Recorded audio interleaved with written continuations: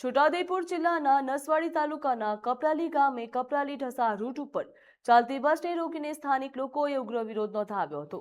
મુસાફરો અને ગ્રામજનોએ ઓનલાઈન ટિકિટ બુકિંગ કરાવી હતી અને વ્યવસ્થા સામે ભારે રોષ વ્યક્ત કર્યો હતો।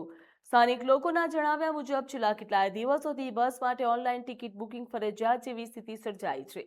કંડક્ટર મુસાફરો પાસે ઓનલાઈન બુકિંગની માંગ કરી રહ્યા છે। જોકે કપરાલી અને ઉપરવાસના ગામોમાં નેટવર્કની પૂરતી સુવિધા ઉપલબ્ધ નથી, જેના કારણે લોકોને ભારે મુશ્કેલીનો સામનો કરવાનો વારો આવ્યો છે।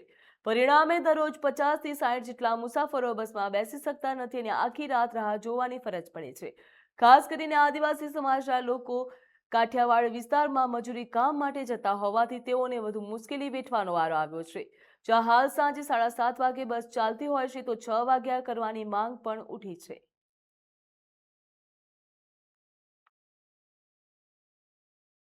કપરાલી ઢસા જે નસવાડી તાલુકાના કપરાલી ગામથી ઉપડીને ઢસા સુધી જે બસ જાય છે જીસીઆરટી ડબલ ડેપરની, એ બસની અંદર આજે કેટલા વર્ષોથી આ બસ અહીંયાથી જે મજૂરો મજૂરી કરવા માટે કાઠિયાવાડ જાય છે એ મજૂરોને અહીંથી લઈ જવા માટે સરળતા રહે અને એમને લાભ મળે એ હેતુથી ચાલુ કરવામાં આવી હતી સરકાર દ્વારા।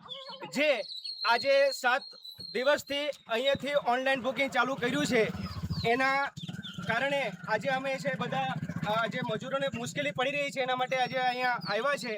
આજે કેટલા 30 થી 35 લોકો આજે રહી ગયા છે, કારણ કે ઓનલાઈન બુકિંગ ચાલુ કર્યું એમાં નસવાડીથી વડોદરાથી બુકિંગ થઈ જાય છે, એટલે અહીંના જે સ્થાનિક લોકો છે એને જે લાભ મળવો જોઈએ એ મળે નહીં। અને સરકારને અમે રિક્વેસ્ટ કરીએ છીએ, આજે જે કરીએ છીએ કે અહીંયાથી નસવાડી કપરાલીથી જે ઓનલાઈન બુકિંગ છે એ બંધ કરો અને સમય જે સવારે જે ઉપડવાનો 6 વાગ્યાનો હતો એ રેગ્યુલર કરો, કારણ કે અત્યારે જે 7:30નો જે સમય કર્યો છે એની અંદર અહીંયાથી મજૂરો જાય અને ત્યાં મોડા ઉતારે તો એને વાડીએ જે પહોંચવું હોય તો મોડું થઈ જાય।